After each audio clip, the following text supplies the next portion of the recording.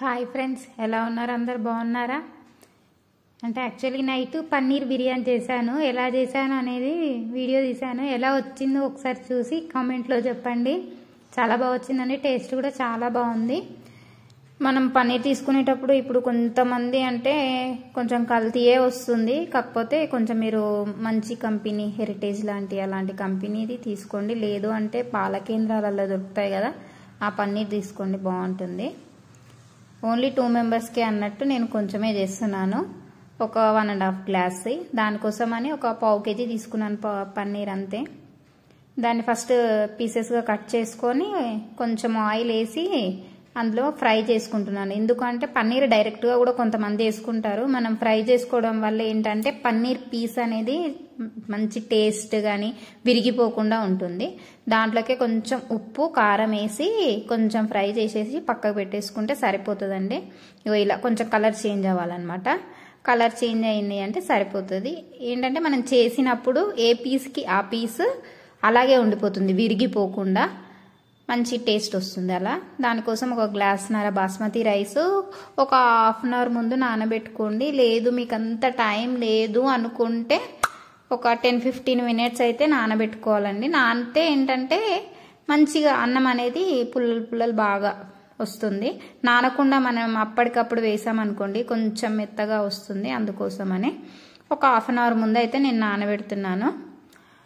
దాంట్లోకే మళ్ళీ ఏంటంటే అవి నానేలోపు ఒక 2 టమాటాలు, కొత్తిమీర, పుదీనా, ఉల్లిగడ్డ, ఎల్లిపాయ, అల్లం, ఒక 2 పచ్చిమిర్చి తీసుకున్నానండి. వీటిని మిక్సీ చేసుకొని పేస్ట్ చేసేసుకోవాలి. ఆనియన్ అనేది నేను అంతా వేయట్లేదండి. అవి ఫ్రైడ్ ఆనియన్స్ కింద వేయించుకుందామని చెప్పేసి ఎక్కువ కట్ చేసి పెట్టుకున్నాను.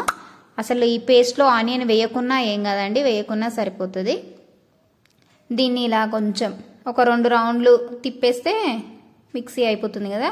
మెత్తగా కావాలండి, బరకగా కాదు. అంటే కొంతమంది ఇట్లా బరకగా మిక్సీ చేసుకుంటారు కదా, అలా వద్దు. ఎందుకంటే ఈ పేస్ట్ని మనం ఒక్కసారి మాత్రమే వేడి చేస్తాము, మళ్ళీ మనం చేయడానికి ఏమి ఉండదు, ఉడకదు. అందుకోసం అనేసి పేస్ట్ మొత్తం ప్యూర్ పేస్ట్ లాగా అయిపోవాలి. దాంట్లోకే మనం వేయించి పెట్టుకున్న పన్నీర్ ముక్కల్ని అన్నీ వేసేసేయాలి. ఇప్పుడు దాంట్లోకి ఇప్పుడు ఏంటంటే మీ రుచికి సరిపడా మీరు ఏమేమి వేసుకోవాలనుకుంటున్నారో అన్ని మసాలా ఐటమ్స్, కారం అవన్నీ వేసుకోవచ్చు. నేనైతే ఒక స్పూన్నర కారం వేస్తున్నాను, ఎక్కువ వేయట్లేదండి. ఎందుకంటే ఆల్రెడీ మనం మిక్సీ పట్టుకునేటప్పుడు ఒక 2 పచ్చిమిర్చి వేసుకున్నాం కదా. మీరు పచ్చిమిర్చి అనేది ఆప్షనల్ అండి, మీకు కావాలంటే వేసుకోండి, లేదంటే లేదు. కారమే యూస్ చేసుకోవచ్చు. దాంట్లోకి పసుపు, కారము, రుచికి సరిపడా ఉప్పు, ప్లస్ అందులోకే మీకు కొంచెం ధనియాల పొడి కావాలంటే ఇంకో కొంచెం మీరు జీలకర్ర పొడి ఉంటే వేసుకోండి. జీలకర్ర నేను పొడి చేసుకోలేదు. దీంట్లోకే కొంచెం గరం మసాలా వేసేస్తున్నా. ఇప్పుడు దీంట్లోకే కసూరి మేతి. ఈ కసూరి మేతి వేయడం వల్ల ఏంటంటే హోటల్ స్టైల్ టేస్ట్ వస్తుంది మనకు. అందుకోసం కొంచెం హాఫ్ చెక్కలో కొంచెం నిమ్మరసం కలుపుతున్నాను. ఎందుకంటే కొంచెం పుల్లగా పన్నీర్కు పట్టేసుకుంటుంది, బాగుంటుంది టేస్ట్ బిర్యానీలో. అందుకోసమని ఇందులోకి కొన్ని ఫ్రైడ్ ఆనియన్స్ వేయించి వేసేసుకొని బాగా కలిపేసుకోవాలండి. దీన్ని కలిపేసి అందులోకే కొంచెం పెరుగు, ఏంటంటే ఇక మీకు కొలత కావాలి అనుకుంటే ఒక టీ గ్లాస్ పెరుగు వేసుకోండి. లేదు మాకు అర్థమవుతుంది అనుకుంటే మీరు పెట్టుకునే రైస్కి ప్లస్ తీసుకునే పన్నీర్కి ఎంత క్వాంటిటీ పడుతుందో అంత క్వాంటిటీ వేసుకొని ఇలా కలిపి పక్కకు పెట్టేసుకుంటే ఏంటంటే మనం కలిపిన మసాలా ఐటమ్స్ అన్నీ పన్నీర్కి పట్టేసుకుంటాయి. ఆ లోపు ఒక గిన్నె పెట్టుకొని అందులో వాటర్ వేసేస్తున్నాను నేను, బియ్యం ఉడకడానికి.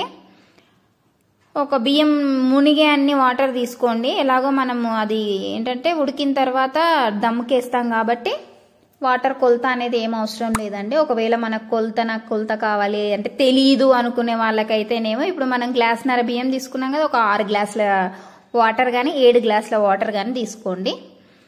ఈ వాటర్లోకే ఒక పువ్వు ప్లస్ అన్ని మసాలా ఐటమ్స్ మన దగ్గర ఏమేమి వాడతామో అన్నీ, లవంగాలు, ఇలాచి, అన్ని మసాలా ఐటమ్స్ అన్నీ వేసుకొని కొంచెం మరగనివ్వాలండి. ఇప్పుడు నేను ఇందులోకే బిర్యానీ ఆకు, ఇంకా ఏంటంటే కొంచెం అల్లం వెల్లుల్లి పేస్ట్, నెయ్యి, కొత్తిమీర, పుదీనా, మీకు కావాలంటే ఈ రైస్లోకి పచ్చిమిర్చి కావాలనుకుంటే వేసుకోండి. నేనేం వేయట్లేదండి. ఒకవేళ మీకు కావాలి అంటే వేసుకోండి, బాగానే ఉంటుంది. కొత్తిమీర, పుదీనా, కలెమాకు 3 కలిపి వేసేస్తున్నాను. ఇవి ఏంటంటే వాటర్ బాగా మసలాలండి. మసిలితేనే మనం వేసిన మసాలా ఐటమ్స్లో ఉన్న మసాలా అంతా వాటర్లోకి వచ్చేసి రైస్కి పట్టేసుకుంటుంది. ఇందులో మనం ఉప్పు వేసేటప్పుడు ఏం చేయాలంటే కర్రీకి వేసాం కదా, ఇప్పుడు రైస్లోకి ఉప్పు అనేది చాలా ఉండాలండి. వాటర్ మనము టేస్ట్ చేస్తే ఉప్పు వాటర్ అంటే కొంచెం ఉప్పుగా రావాలి వాటర్ అంతా, అలా ఉండాలి. ఆ టేస్ట్లో ఉంటేనే రైస్కి కర్రీకి పట్టేసుకొని మంచి టేస్ట్ వస్తుంది ఉప్పు. లేదంటే మనకు రైస్లో ఉప్పు తక్కువైపోయింది అనుకోండి, మనం బిర్యానీ తింటే చప్పచప్పగా టేస్ట్ అనిపించదు. ప్లస్ ఇందులోనే ఇప్పుడు మనం మసాలా కలిపి పెట్టుకున్నాం కదా, కడాయిలో కొంచెం నెయ్యి వేసుకొని ఆ మసాలాని ఒక 2 నిమిషాలండి, 2 లేదా 3 నిమిషాల కంటే ఎక్కువ అవసరం లేదు ఉడకబెట్టండి. ఉడకబెట్టడం ఎందుకు అంటే మనం ఆనియన్, పచ్చిమిర్చి ప్లస్ టమాటా పేస్ట్ అనేది పచ్చిదే వేసాం కదా, ఆ పచ్చి వాసన పోవడం కోసం మాత్రమే. ఇది ఆప్షనల్ అండి, మీకు కావాలి అంటే ఉడకబెట్టుకోండి, లేదు మేము డైరెక్ట్ దమ్లో ఉడకబెట్టుకుంటాము అనుకుంటే ఉడకబెట్టేసుకోండి. నేను ఏం చేస్తున్నానంటే 2 విధాలు, అంటే ఫస్ట్ ఒక రౌండ్లో కర్రీ, నెక్స్ట్ రౌండ్లో రైస్, నెక్స్ట్ రౌండ్లో కర్రీ అలా వేద్దామని చెప్పేసి ఉడకబెడుతున్నాను. ఒక 2 నుంచి 3 నిమిషాలు మాత్రమే, అంతకు మించి అవసరం లేదు. రైస్ ఇందులో నీళ్ళు ఎట్లా అంటే ఇట్లా మసలాలి. మసలే వాటర్లో మనం నానబెట్టుకున్న రైస్ వేసేసుకొని ఉడకనివ్వాలి. రైస్ ఉడకడం ఏంటంటే చికెన్ దమ్ బిర్యానీ చేసేటప్పుడు చికెన్తో పాటు రైస్ ఉడుకుతుంది కాబట్టి ఒక 70% ఉడికితే చాలు అని అంటారు. పన్నీర్ అనేది తొందరగా ఉడికిపోతుంది కాబట్టి దీనికి మనం 90% ఉడకబెట్టాలండి రైస్. మనకు ఉడికింది లేనిది తెలిసిపోతుంది. ఏంటంటే మనము కలిపేటప్పుడు కొంచెం చెంచాకు తీసుకున్నాం అనుకోండి, అది ఇట్లా ఒక రకంగా కనిపించేస్తుంది ఉడికిపోయింది అని. ఇప్పుడు నాకు కనిపిస్తుంది చూడండి, అన్నం విరుగునట్టు అనిపిస్తుంది కదా, ఈ స్టేజ్లో స్టవ్ ఆఫ్ వేస్తే సరిపోతుంది, ఉడికిపోయింది. మిగతాది దమ్లో ఉడికిపోతుంది 10%. నేను పెద్ద గిన్నె ఏం తీసుకోవట్లేదండి, ఎందుకంటే రైస్ కొంచెమే కదా, ఒక గ్లాస్న్నర కాబట్టి కుక్కర్లో పెట్టి దమ్ చేస్తాను. కుక్కర్ విజిల్ పెట్టను, జస్ట్ దానిపైన మూత పెట్టి దమ్కేసేస్తాను. ఇది మందమే ఉంటుంది కాబట్టి కుక్కర్ గిన్నె అనేది, అందుకోసం. అన్ని పెద్ద గిన్నెలే ఉన్నాయి, గ్లాస్న్నర కోసం గిన్నెలన్నీ ఎందుకు అనేసి ఇందులోకే వేసేస్తున్నాను. ఇప్పుడు ఇందులోకే మనము ఉడకబెట్టిన కర్రీ ఉంది కదా, దాన్ని తీసుకొని స్ప్రెడ్ చేయాలండి. మొత్తం ఈవెన్గా గిన్నె మొత్తం వచ్చేటట్టు ఈవెన్గా స్ప్రెడ్ చేసేసి దానిపైనే ఏంటంటే రైస్, ఇప్పుడు మనము గ్లాస్న్నర రైస్ పెట్టాం కదా, కర్రీ ఒక రౌండ్, రైస్ ఒక రౌండ్, కర్రీ ఒక రౌండ్, రైస్ ఒక రౌండ్, అట్లా ఒక 2 రౌండ్లు వచ్చేంత వరకు రైస్ని ఈవెన్గా స్ప్రెడ్ చేసుకుంటే సరిపోతుంది. ఇప్పుడు అది స్ప్రెడ్ చేసుకోవడం ఏంటంటే మనం వేసేటప్పుడు వాటర్ లేకుండా వేసుకోండి. వాటర్ వచ్చేసాయి అనుకోండి మళ్ళీ మన రైస్ అంతా మెత్తగా అయిపోయి అసలు కలపడానికి కూడా రాదండి. అందుకే మీరు రైస్ వేసుకునేటప్పుడు కొంచెం కూడా వాటర్ రాకుండా వేసుకోండి. నేను కర్రీలో కూడా మీకు వాటర్ లేవండి, ఒకసారి మీరు మొత్తం వీడియోలో చెక్ చేయండి, వాటర్ ఏమి ఉండదండి. అందుకోసమే నేను రైస్ అనేది 90% అనేది కుక్ చేశాను. చేయాలనిపించి చేశాను, కానీ టేస్ట్ మాత్రం చాలా బాగా వచ్చింది. మొన్న రీసెంట్గా మష్రూమ్ బిర్యానీ కూడా చేశానండి. అసలు మష్రూమ్ బిర్యానీ నేను ఫస్ట్ టైం ట్రై చేశాను, చాలా బాగా వచ్చింది. దీంట్లోకి కొంచెం కొత్తిమీర, పుదీనా, ఫ్రైడ్ ఆనియన్స్ వేసేసుకొని మిగిలిన పన్నీర్ కర్రీ ఉంది కదా దాన్ని కూడా ఇట్లా వేసేసాను. మొత్తం ఒక 2 రౌండ్లు వచ్చేస్తుంది, సరిపోతుంది. మీకు కొంచెం ఎక్కువ గ్రేవీ లాగా కావాలి అనుకుంటే పెరుగు అనేది కొంచెం ఎక్కువ యాడ్ చేసుకోండి, పర్లేదు. ఇప్పుడు ఈ రైస్కి మాత్రం ఈ క్వాంటిటీ సరిపోతుంది. దాంట్లోకి ఇప్పుడు మిగిలిన రైస్ అంతా వేసేసి పైనుంచి కొత్తిమీర, కరివేపాకు, పుదీనా ప్లస్ ఫ్రైడ్ ఆనియన్స్ వేసేసి మంచిగా అసలు ఎలా అంటే ఈవెన్గా స్ప్రెడ్ చేయండి, కొంచెం కూడా గాలి పోకుండా ఉండాలి దానికోసం. ఇప్పుడు దీంట్లోకి నేను ఏం చేస్తున్నానంటే ఫుడ్ కలర్ అనేది యూజ్ చేయట్లేదండి. జస్ట్ ఇందులో ఏంటంటే మనం ఇప్పుడు అన్నం వార్చిన తర్వాత వచ్చిన వేడి వాటర్ ప్లస్ ఒక స్పూన్ నెయ్యి, దాంట్లోకి కొంచెం పసుపు వేసాను. ఫుడ్ కలర్ అంటే ఏంటంటే ఇప్పుడు అన్నీ కల్తీయే కదండి, అందుకోసం ఇది న్యాచురల్గా ఉంటుందని చెప్పేసి పసుపు కలిపి వేసేస్తున్నాను. చాలా బాగా వస్తుంది టేస్ట్. ఇది ఆప్షనల్ అండి, మీకు కావాలి అంటే వేసుకోండి, అవసరం లేదనుకుంటే అవసరం లేదు.